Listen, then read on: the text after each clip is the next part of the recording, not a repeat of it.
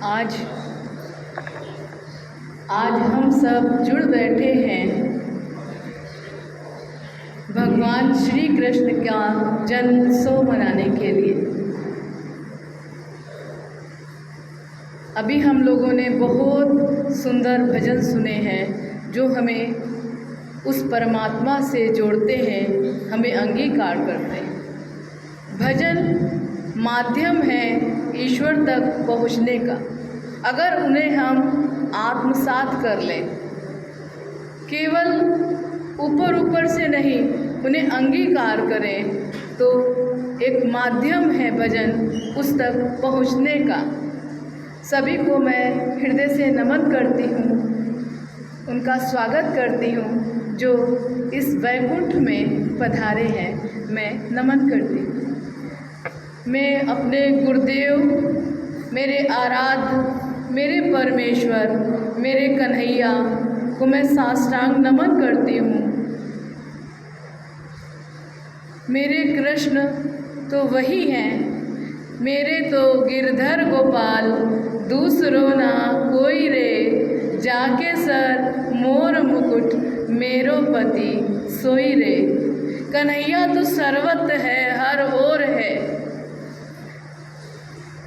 वो किस में नहीं है। अगर कन्हैया निकल जाए तो कोई है ही नहीं, कोई पूछने वाला भी नहीं किसी को। जब तक वो कन्हैया हमारे अंदर रहता है तभी तक हम चमकते हैं, सुगंधित रहते हैं। बारंबार मेरे गुरु के इन शब्दों को हम सब ने आत्मसात किया है। मैं उन्हीं के दिखाए मार्ग का अनुसरण करते हुए उनके दिव्य वचनों को दोहराती हूँ। मेरे पास अपना कुछ भी नहीं है, जो कुछ भी है मेरे परमेश्वर का है, मेरे आराध्य का है।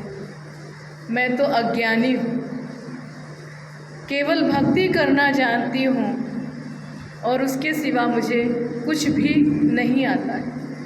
सर्वप्रथम हम अपने आराध्य की स्तुति करना चाहते हैं, आप सब उसे आत्मसात करें। सनातन गहे अब चरण तिहारे, सनातन गहे अब चरण तिहारे। तुम ही सखा, तुम ही हो स्वामी, तुम बिन और ना कोई हमारे। सनातन गहे अब चरण तिहारे। थोड़ी आवाज़ तेज करो। हे भव सागर के स्वामी सनातन, नाव लगा दो पार किनारे। सत्य आलोकित करने वाले, दूर करो घोर अंधियारे। सना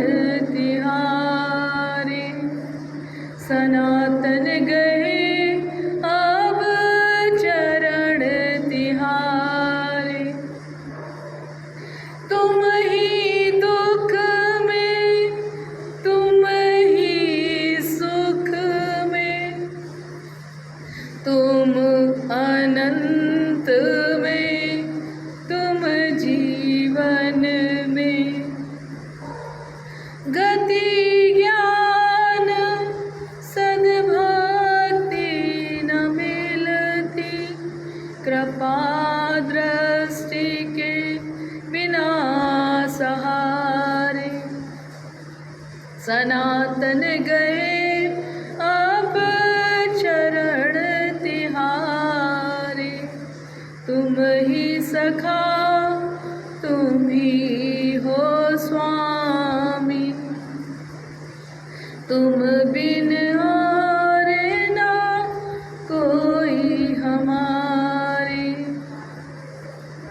तुम जड़ चेतन सचराचर में, सत्य सनातन जगन स्वर में। सनातन श्रुति के प्राण आधारे, छोड़ तुम्हें अब कौन उबारे।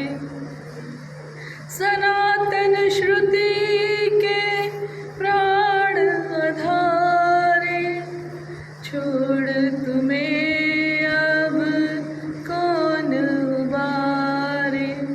सनातन गए अब चरण तिहारे, सनातन गए अब चरण तिहार। बोलो सनातन कान्हा की जय।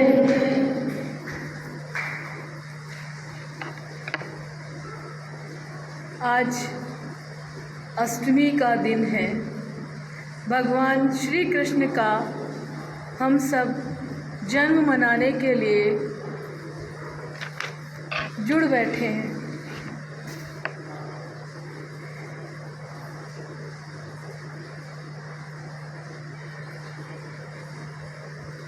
मथुरा में भगवान श्री कृष्ण का जन्म हुआ है ना, तो जो मथुरा के राजा हैं उनका नाम है उग्रसेन।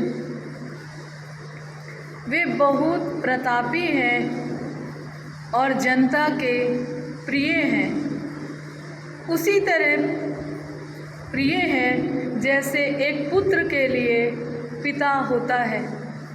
वे अपनी प्रजा को संतान की तरह पालन पोषण करते हैं और वे सुर राजा हैं, सुर नायक हैं। सु माने दिव्य, उर माने हृदय, जिसका दिव्य अमृत से भरा हुआ है, अलौकिक है। ऐसे राजा महाराजा उग्रसेन मथुरा के अधिपति हैं। वे इतने विनम्र हैं कि वे एक राजा की तरह भी अपने आप को नहीं स्थापित करते हैं। उन्होंने एक संघ बनाया है और वे उसके अध्यक्ष हैं। जो उनके साथ छोटे राजा जो उनके कार्य को सही करने में मदद करते हैं, वे उनका भी बहुत सम्मान करते हैं। कहीं किसी तरह भी उन्हें अपने से कम नहीं मानते हैं। प्राणी मात्र की समर्पित सेवाओं को ही उन्होंने अपने जीवन का लक्ष्य माना है।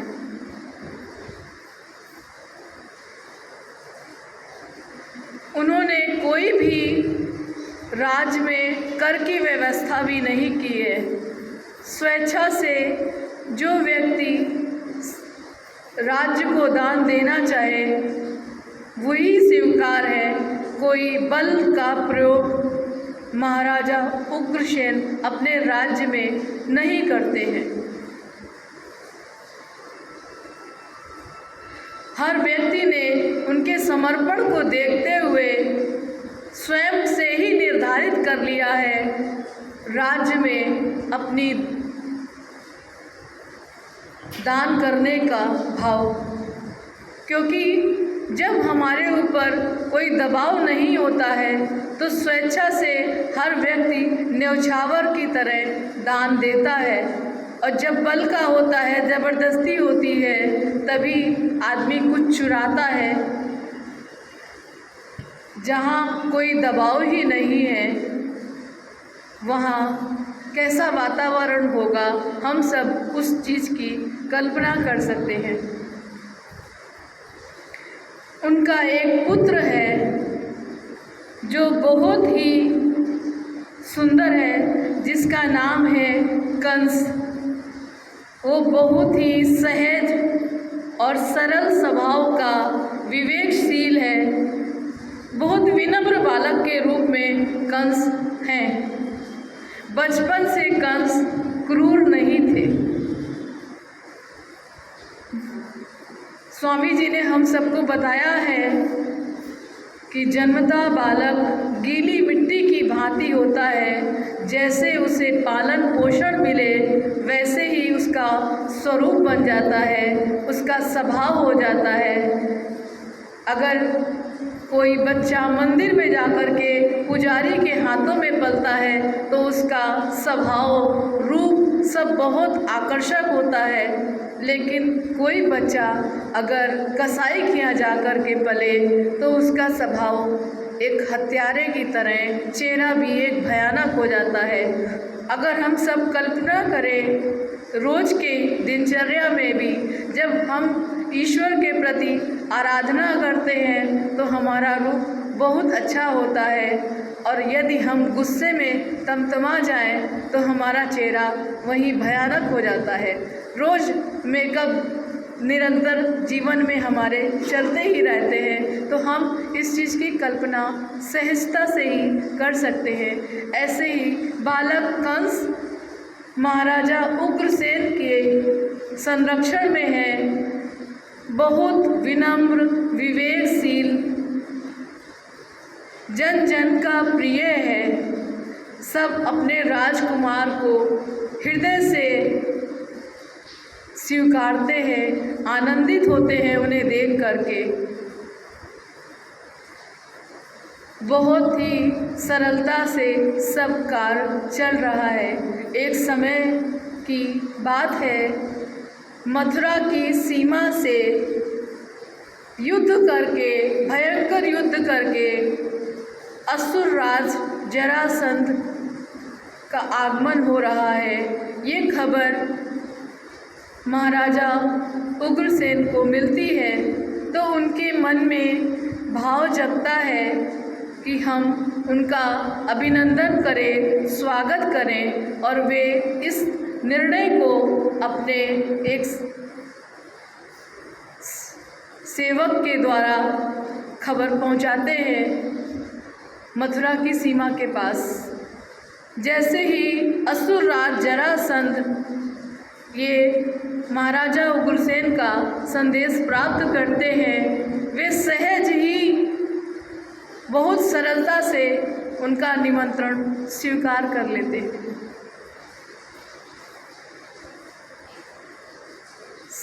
उनकी बहुत विशाल सेना है, सारे पड़ाव पड़ जाते हैं, शिविर लग जाते हैं। महाराजा उग्रसेन उनके आवाभगत के लिए अपने साथियों को लेकर के, अपने सेवकों को लेकर के, अपने पुत्र को लेकर के उनकी सेवा में, उनके अभिनंदन के लिए उनके पास जाते हैं, उनका स्वागत करते हैं। असुर राज जरासंध उनके स्वागत से, सत्कार से बहुत खुश होते हैं। सहसा असुर राज जरासंध की नज़र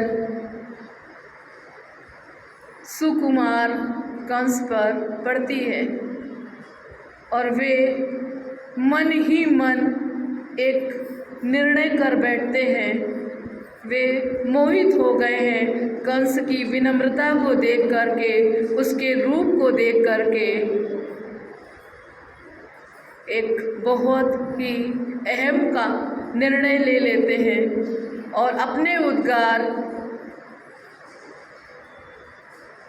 सुर राजा उग्रसेन के सामने प्रस्तुत करते हैं।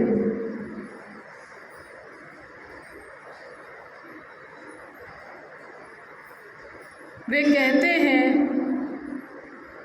कि मेरी 2 पुत्रियां हैं जिनका नाम है अस्थि और प्राप्ति। मैं उनके लिए आपके पुत्र को अपने जमाई के रूप में उनको मैं चाहता हूँ। महाराज उग्रसेन उनके इस निर्णय को सुन करके सहजता से सहमति देते हैं और वे कहते हैं ठीक है, आप स्वयंवर करिए, मेरा पुत्र आएगा और अगर आपकी पुत्री हमारे पुत्र का वरण कर लेती हैं तो हमें ये संबंध स्वीकार है, क्योंकि हमारे तो बहुत से संबंध पहले भी हो चुके हैं। सुर और असुर विचारों का मतभेद है, ये आपस में बहुत जगह संबंधी हैं। केवल विचारों का मतभेद ही दूरी का कारण है, क्योंकि सुर साम्राज्य में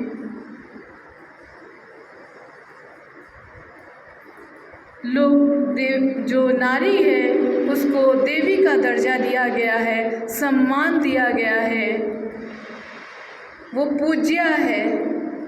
वहाँ कोई वस्तु के रूप में उसे नहीं माना जाता है।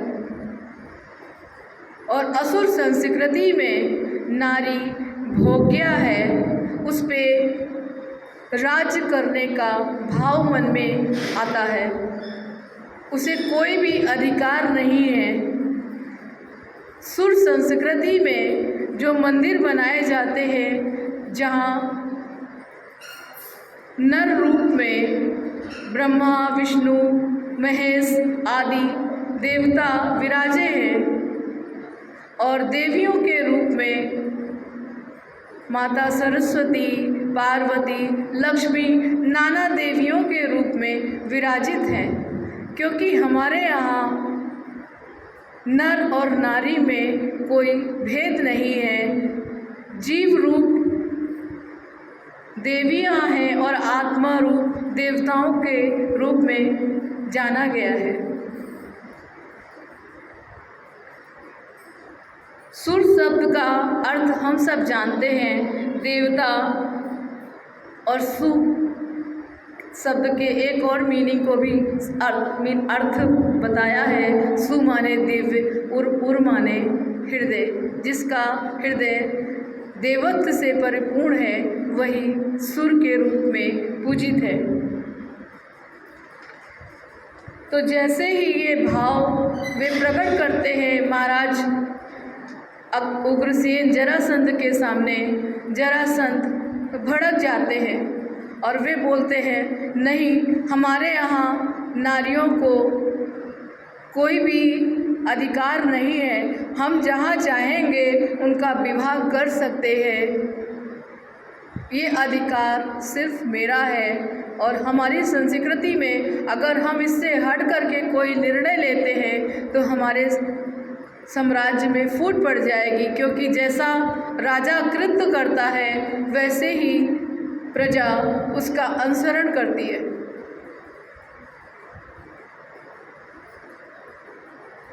सुर राजा उग्रसेन जब उनके इस मंतव्य को सुनते हैं तो वे इस भाव को मानने के लिए तैयार नहीं हैं और विचारों के मतभेद के रूप में एक ऐसा रूप प्रकट होता है जैसे लगता है कि अब युद्ध दोनों के बीच में छिड़ जाएगा। तभी उग्रसेन के जो अधीनस्थ राजा हैं, जो उनके साथ उनके कार्य के रूप में रहते हैं, वे उन्हें धीरे से एक मंत्रणा करते हैं, उन्हें समझाते हैं कि इसके बीच का हम लोगों को कोई निर्णय लेना चाहिए। युद्ध हमारा अभी कोई सोच नहीं है। विचार विमर्श होता है, बातें एक दूसरे के सामने प्रस्तुत की जाती हैं। अंत में ये निर्णय निकलता है कि राजकुमार कंस जरासंध के साथ उनके महल में जाएं और समय के साथ अगर वे देवियाँ उनका वरण कर ले तो राजा उग्रसेन को ये स्वीकार है। इस निर्णय पर जरासंध भी अपनी सहमति प्रदान कर देते हैं, लेकिन भोले महाराज उग्रसेन नहीं जानते हैं कि उन्होंने जाने अनजाने ये कैसा विकराल निर्णय ले लिया है। इसका क्या रूप होगा, क्या भविष्य होगा, वे नहीं जानते।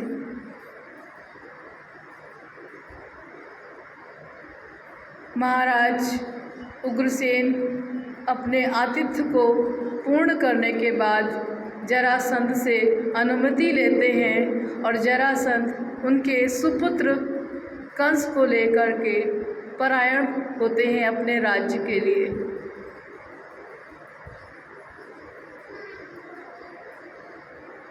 महाराज जरासंध के महल में कंस पल रहे हैं। समय की गति धीरे धीरे बढ़ रही है। वे बालक से युवा के रूप में परिवर्तित हो गए हैं और धीरे धीरे उन्होंने उनकी विचारधाराओं को आत्मसात कर लिया है। उस संस्कृति को धीरे धीरे अपनाते जा रहे हैं। अब कंस वो कंस नहीं रह गया है। समय के साथ अस्थि और प्राप्ति की अस्थि और प्राप्ति का विवाह होता है राजकुमार कंस के साथ।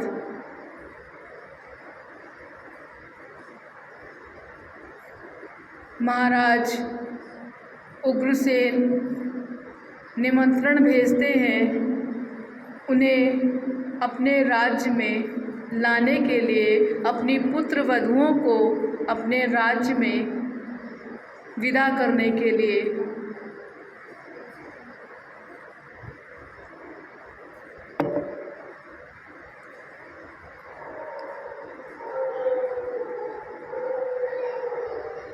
कंस अपनी दोनों पत्नियों को लेकर के मथुरा आ रहे हैं।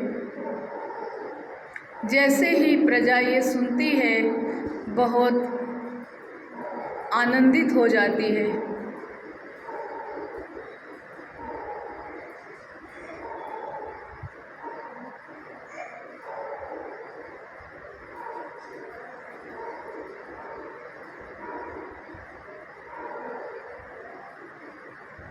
कथा को जरा सा कुछ क्षण के लिए विश्राम देना चाहते हैं, तब तक कीर्तन हो जाए तो ठीक रहेगा।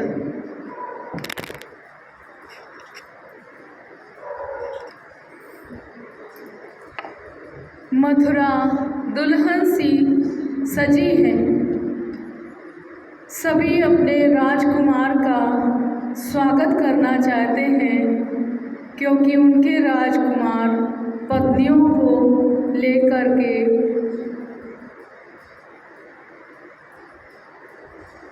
राज्य में आने वाले हैं। वे सब दुल्हन की तरह सजती हैं कि आज उनके सुकुमार लौटने वाले हैं।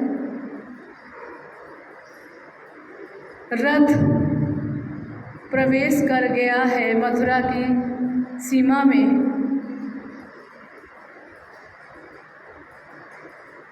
सब लालायित हैं उनके दर्शन करने के लिए।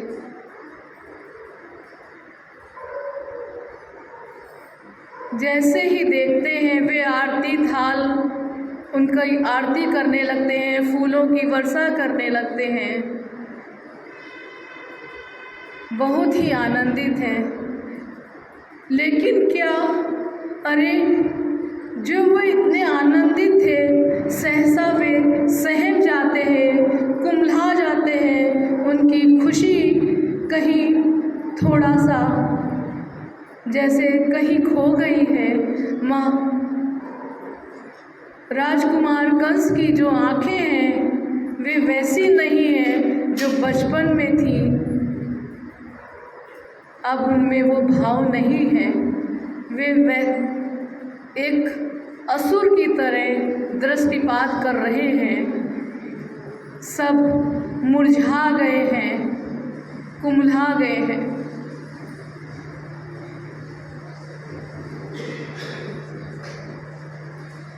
अरे ये उनका सुकुमार राजकुमार नहीं है, ये तो कोई और है। उनकी भूखी नजरें ऐसे देख रही हैं नारियों को जिसमें वो देवी का भाव नहीं है। वे सब सहम जाते हैं।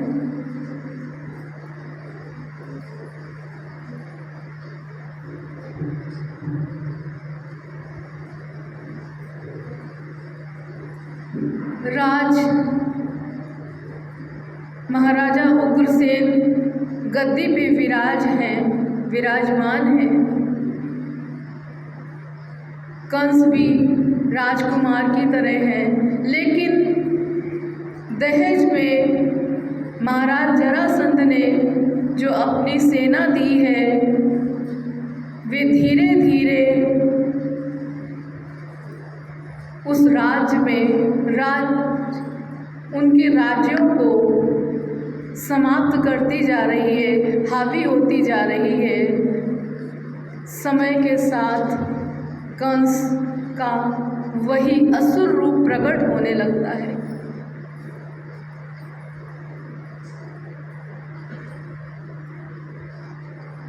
हर जगह फुसफुसाहट होने लगी है। हाय रे, क्या हुआ, कैसे हम लोगों ने उस सुकुमार कंस को खो दिया। ये तो असुर राज कंस हमारे राज्य में स्थापित हो गए हैं। धीरे धीरे जो राजा थे, जिनके जो अधिकार थे, उस पे वे असुर राज के लाए लोग हावी होने लगे हैं। सारी बागडोर कंस के हाथ में आने लगी। अब महाराज उग्रसेन नाम के ही राजा है, राज तो कंस कर रहा है। अब तो कर की व्यवस्था भी वो जो स्वेच्छा से थी वो नहीं रह गई है। धीरे धीरे हर जगह असुरत छाने लगा है। लोग भयभीत होने लगे हैं। ऐसे ही समय की बात है कि महाराज उग्रसेन के जो भाई हैं, उनकी एक पुत्री है जिसका नाम देवकी है। बहन देवकी को कंस बहुत प्यार करते हैं, उस पे न्योछावर भाव है उनका। वो उनकी बहन जान से भी प्यारी है। महाराज उग्रसेन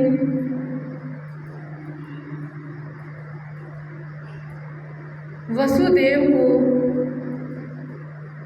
देने के लिए देवकी का हाथ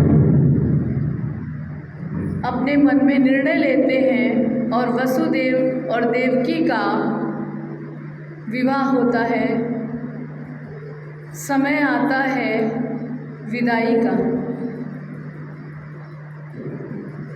जब विदाई के क्षण आते हैं तो कंस बोलते हैं कि मैं अपनी प्यारी बहन को स्वयं रथ हाँक करके लेके जाऊंगा। सहसा सब मान जाते हैं क्योंकि वे उनकी बहुत प्रिय हैं। रथ चल देता है।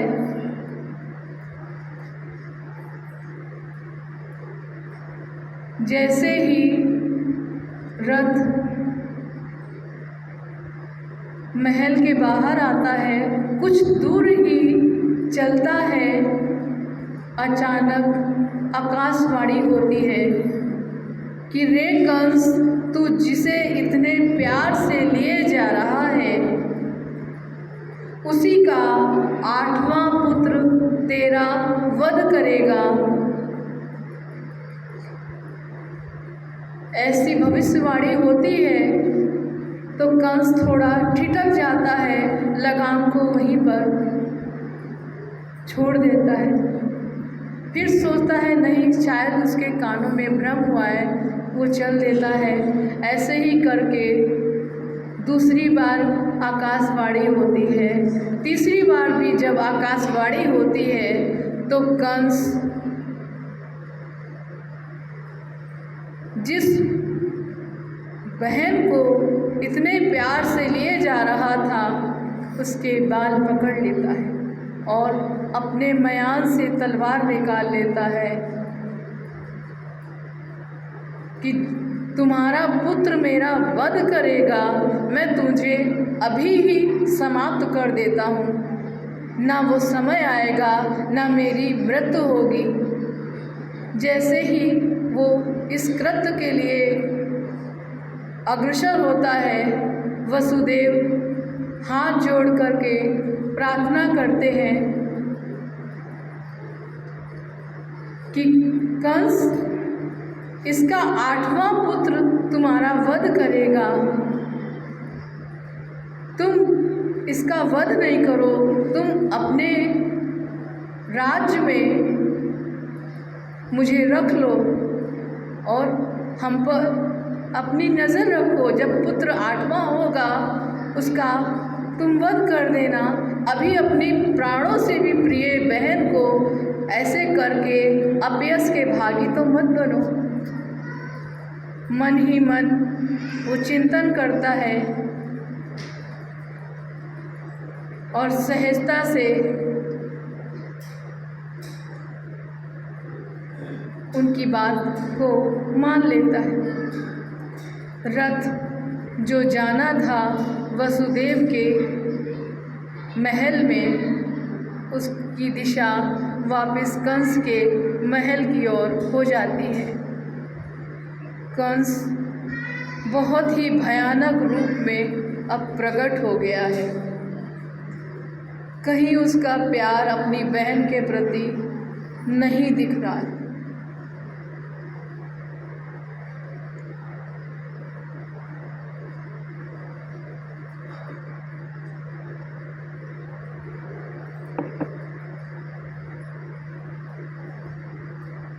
वे उसे ला करके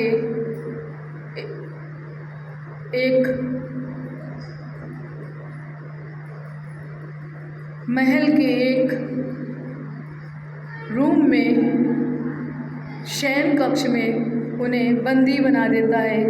उन पे अपने असुरों की जो सेना लाया था उस पर उन पे नज़र रखने के लिए सबको सेवा दे देता है।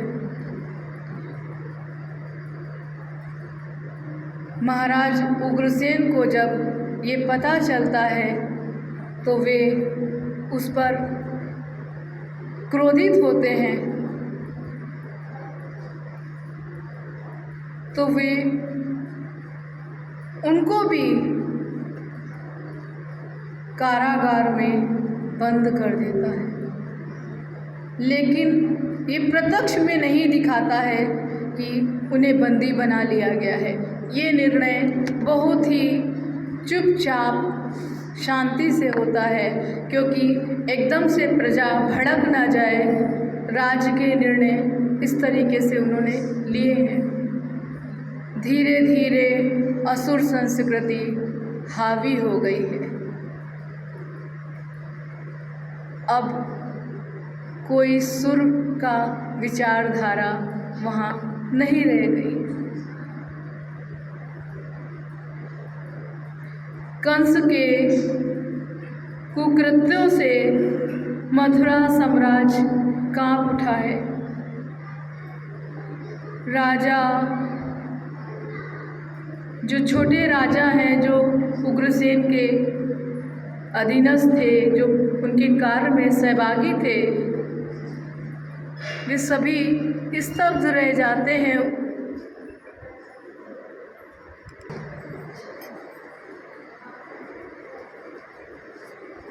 कंस ने पूरे राज्य को अपने अधिपत्य के रूप में ले लिया है। वो गद्दी पर स्वयं विराज गया है। महाराज उग्रसेन को बंदी बना लिया है।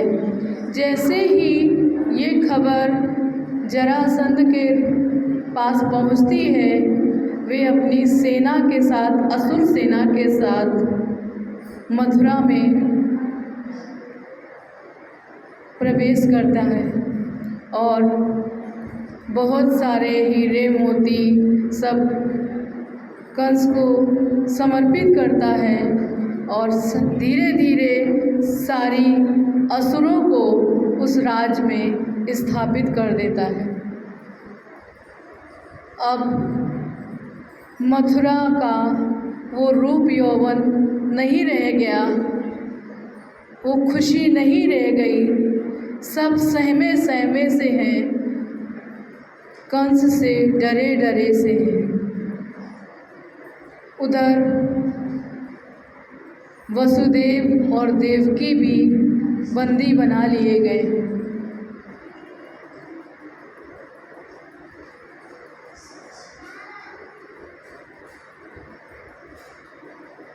कोई भी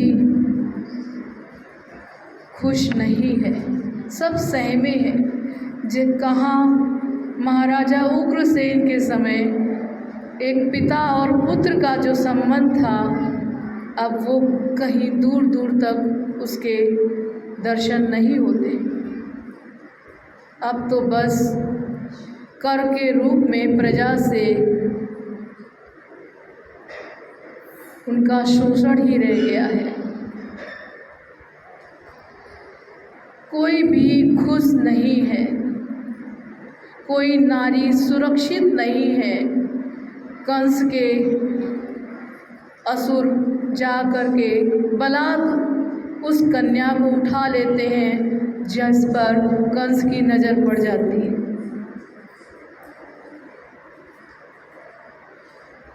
जैसे फूल कुम्हला जाता है, स्वामी जी के शब्द में था ना, पुष्प और संत परहित में मुस्कुराते हैं, स्वामित्व की संकीर्णता में कुंठित हो मर जाते हैं। जब हम स्वामित्व भाव से उस पर अपना प्रभाव दिखाते हैं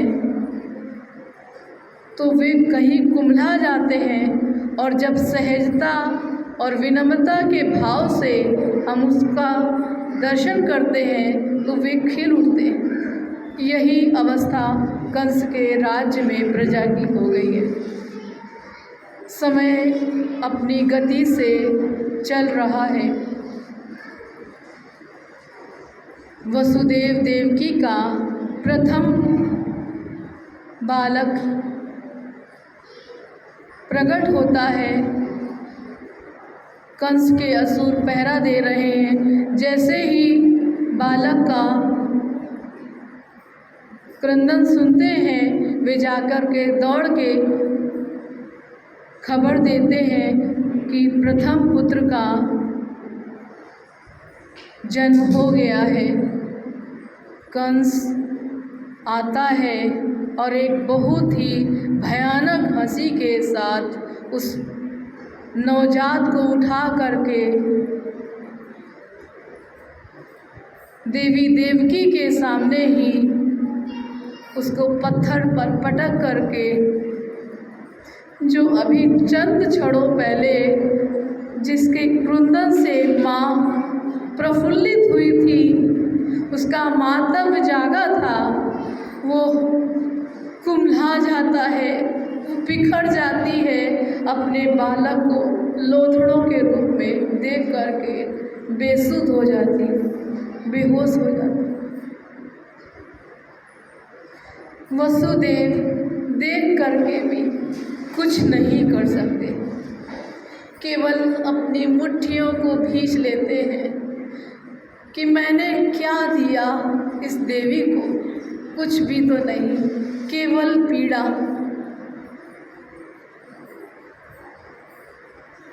उनके आँखों से झरझर आंसू बह रहे हैं। देवी देवकी बेसुध पड़ी। समय अपनी गति से चल रहा है, एक के बाद एक 6 बालक प्रकट होते हैं, सभी के साथ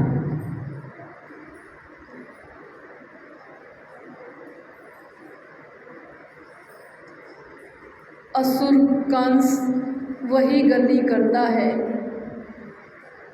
बालक प्रकट होता है, वो चट्टान पे उसको पटक करके लोथड़ों में परिवर्तित कर देता है। कंस की जो कोठरी दी है उनको वसुदेव देवकी को, वो खून से हर ओर लथपथ हो गई है। बहुत ही भयानक दृश्य है।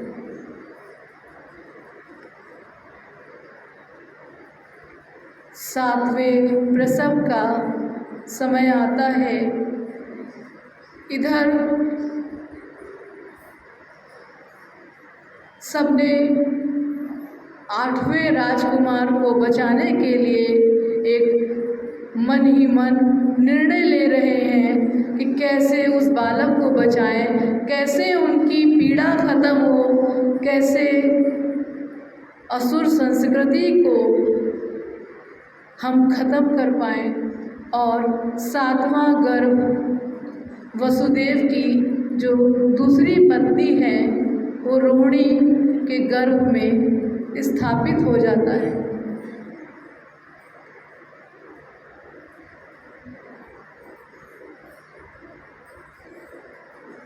उस कहानी को, उस दृश्य को हम बहुत विस्तार से नहीं ले सकते हैं। अगर आप सब उसको बहुत अच्छे से जानना चाहते हैं तो मेरे आराध्य, मेरे गुरुदेव के द्वारा लिखित ग्रंथ रहस्य लीला जादू और जादूगर में बहुत ही विस्तार से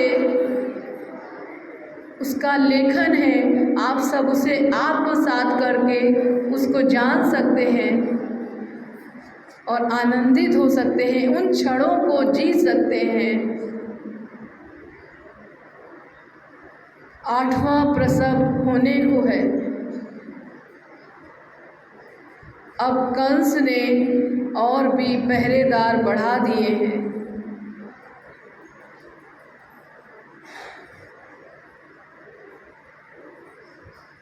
सारी जगह कड़ी व्यवस्था कर दी गई है कि कोई भी त्रुटि ना रह जाए, उनका काल कहीं मुक्त ना हो जाए। वो क्षण है अष्टमी की अंधेरी रात।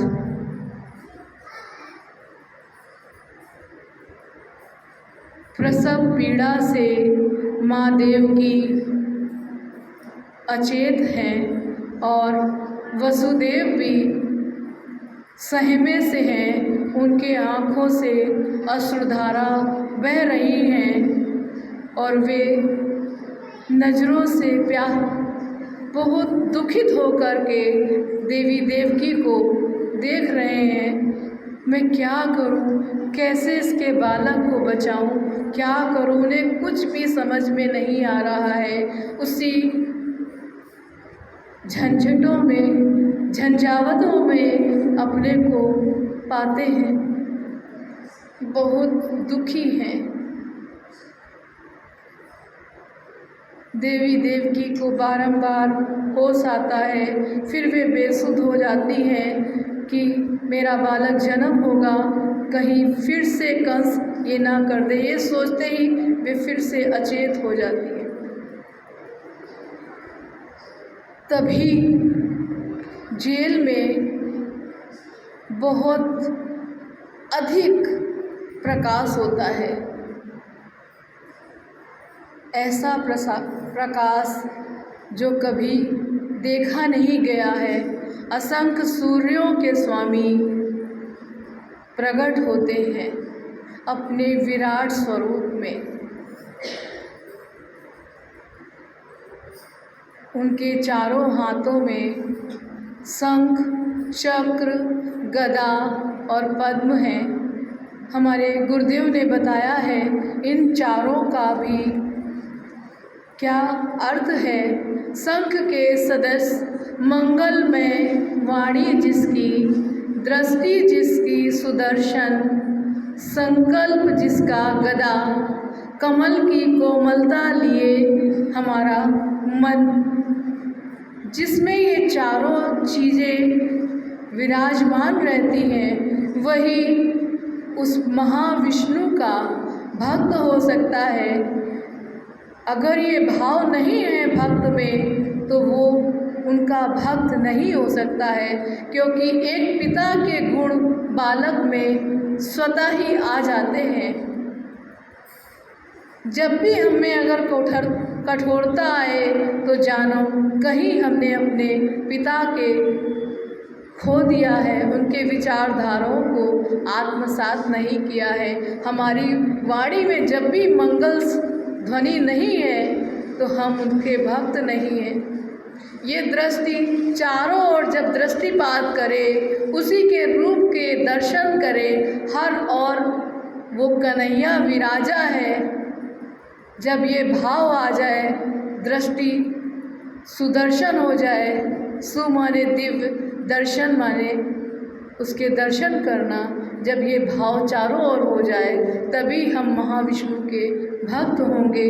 और विचारों की जब हमारे अंदर संकल्प आ जाए कि प्रभु हम आपके दिखाए जो भाव हैं उनको अंगीकार करेंगे। अब संकल्प लेते हैं हम चहु और सचराचर में आपके रूप का दर्शन करेंगे। एको ब्रह्म द्वितीयो नास्ति, एको हम बहुश्यामी। आप एक होकर के सभी में विराजे हो और सभी एक में एक ब्रह्म विराजा है। एको ब्रह्म द्वितीयो नास्ति, सब में वही एक है। और मन में कोमलता आ जाए कमल की, तब जानो हम महाविष्णु के भक्त हो गए। ये चारों भाव जब भक्त में विराज जाते हैं तभी महाविष्णु अपने हृदय में उसे विराजित करते हैं और वो मोक्ष का अधिकारी होता है। महाविष्णु उस कोठरी में प्रकट हुए हैं और वे वसुदेव को संबोधित करते हैं। वसुदेव उन्हें देख करके कोई पूजा अर्चना का भाव, मंत्र पूजा कुछ भी उन्हें ध्यान नहीं रहती है। वे बस रोए जा रहे हैं, जैसे एक बालक बहुत दिनों बाद अपने पिता को देखे, जो उस समय उसका भाव होता है, वही वसुदेव का भाव है। वे बस रोए जा रहे हैं। तभी उसी समय वे संबोधित करते हैं, वसुदेव मैं तुम्हारे 8वें पुत्र के रूप में प्रकट होने वाला हूँ। जब मैं तुम्हारे शिशु के रूप में प्रकट हो जाऊँ, तुम मुझे टोकरी में रख लेना और उस टोकरी को अपने सर पे रख लेना और फिर मुझे यमुना के पार नंद बाबा के यहाँ मुझे छोड़ आना और वहाँ उनकी जो कन्या प्रकट हुई है वो योग माया है, उसे तुम ले आना, ऐसा संबोधित करते हैं। तभी वसुदेव उनसे कुछ पूछने वाले हैं लेकिन अचानक भगवान अंतर्ध्यान हो जाते हैं। वसुदेव सुख कहते हैं, अरे आपने प्रभु मेरी हथकड़ियाँ और बेड़ियाँ नहीं देखी, ये कंस की कोठरी में लगे ताले नहीं देखे, ये पहरेदार नहीं देखे, मैं कैसे क्या करूं? ये विचारों का उहा-पुहा चल रहा है, तभी शिशु प्रकट हो जाता है। अब वसुदेव सोचते हैं वे क्या करें, कैसे करें। तभी उनके मन में स्वप्रेरणा होती है कि रे वसुदेव, तुझ जैसे जैसे उन्होंने कहा था प्रयास तो कर। और वे हथकड़ी लगे हाथों से उस बालक को, नवजात को उठा करके टोकरी में रखते हैं और उन्हीं हथकड़ी लगे हाथों से उसे जब सिर पे रखते हैं तो क्या होता है, हथकड़ियाँ और बेड़ियाँ खुल जाती हैं। यहाँ पर एक कहानी, इस कथा का तत्व है कि जब हम सिर रूपी टोकरी में प्रभु को विराज लेंगे तो माया की हथकड़ी और बेड़ियाँ कहीं भी नहीं रहेंगी। ये तो तभी तक है जब हम अपने आतृप्तियों में फंसे हैं, अपनी आतृप्तियों की हथकड़ियाँ और बेड़ियाँ हमने स्वयं धारण करी हैं और कहते हैं भगवान इन्हें छुड़ा दो। जब इसमें भगवान को बैठा लेंगे, उन्हीं के विचारों को आत्मसात कर लेंगे तो स्वतः ही ये हथकड़ियाँ और बेड़ियाँ टूट जाएंगी। वे ले करके अपने सिर में लेके चल दिए हैं, ताले भी खुल गए हैं और जो इतने थके हारे थे, खड़े होने की भी ताकत नहीं थी, वे तेज कदमों से भागे चले जा रहे हैं। यमुना का जल में जब वो प्रवेश करते हैं तो यमुना की लहरें अचानक तेज बहाव कर देती हैं और उनके सर तक जाने का प्रयास करती हैं। तो वसुदेव को लगता है कि प्रभु ये कौन सी परीक्षा है। उन्हें नहीं पता कि माता यमुना उनके चरण छूना चाहती हैं, अपने को धन्य करना चाहती हैं और वे उतना वेग बढ़ाती हैं कि उनके चरणों को प्रणाम करती हैं और स्वतः ही सहज रूप में अपने परिवर्तित हो जाती हैं। बहुत संक्षेप में हमें लेना पड़ेगा, समय बहुत तेज गति से भाग रहा है। चल दिए हैं वसुदेव कन्हैया जी को ले करके नंद बाबा के गांव। वहाँ जाते हैं तो क्या देखते हैं कि सब वहाँ सोए पड़े हैं। पास में कन्या, नवजात कन्या है, लेकिन किसी की पुत्री प्रकट हो और वो माँ सो रही हो, ऐसा तो कभी सुना नहीं है। लेकिन कहते हैं भगवान के जब भक्त होते हैं, जहाँ माया का प्रवेश होता है वहाँ वे सो जाते हैं। और असुर संस्कृति में जब भगवान प्रकट होते हैं तो वे लोग सो जाते हैं। तो वहाँ पे नंद बाबा के यहाँ सब समर्पित भक्त हैं। उन्होंने भगवान कृष्ण की लीला में सहभागी होने के लिए अपने देवत्व रूप को त्याग करके ग्वाल बाल के रूप में प्रकट हुए हैं। तो वे कैसे योग निद्रा के आने, योग माया के आने पे योग निद्रा में ना जाए। वे सोचते हैं मैं बताऊंगा कि ये मेरा पुत्र है, इसको संभाल के रखना, ऐसे मन में विचार लाते हैं। तभी वे उस जो नवजात कन्या है उसको टोकरी में रखते हैं और उस टोकरी को अपने सिर पे रखते हैं। अचानक उनको भय होने लगता है कि अगर कंस के पहरेदार जाग गए और देवी देवकी को देख लिया तो क्या करेंगे, और वो बहुत ज़्यादा उनके अंदर डर बैठ जाता है।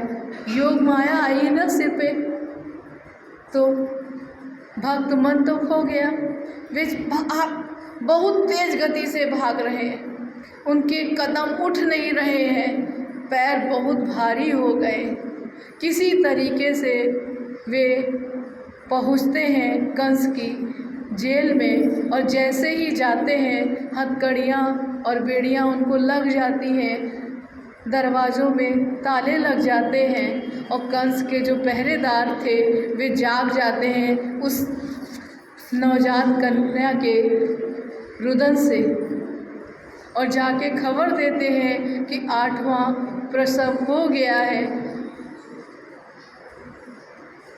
जैसे ही कंस को और सबके स्वप्न में बहुत सारा कि कंस 8वां बालक प्रकट हुआ है, कंस उन्हें बहुत सारा इनाम दे रहा है। योग माया सबके मन में ये भाव प्रकट करती है। कंस को जैसे ही ये सूचना मिलती है चल देता है, और बहुत हंसी के साथ उस नवजात बालिका को उठाता है और देखता है कि ये तो बालक नहीं है, बालिका है, तो बहुत भयानक हंसी हंसता है कि क्या तू सोचता है कि कन्या के रूप में प्रकट हुआ है तो मैं तेरा वध नहीं करूँगा, मैं असुर हूँ, मैं तुझे इस रूप में भी नहीं छोड़ूंगा। और वसुदेव कहते हैं अरे ये तो पुत्री है, पुत्र नहीं है, इसको तो छोड़ दो। लेकिन वो कुछ नहीं सुनता है और वो लेके चल देता है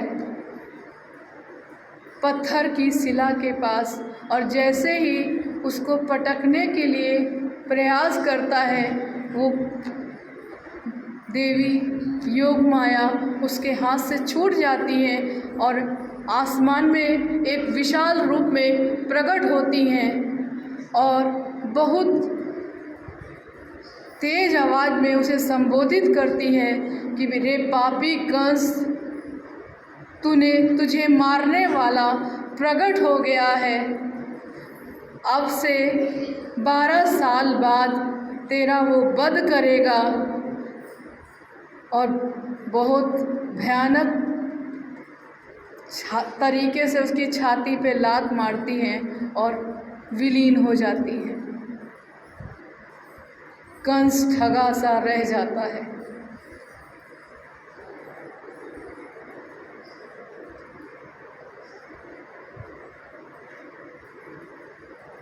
वही क्षण करीब आ रहे हैं बाल कन्हैया के प्रकट होने के लिए। यहाँ पर हम एक आत्मगीत लेते हैं, आप सब उसे आत्मसात करें।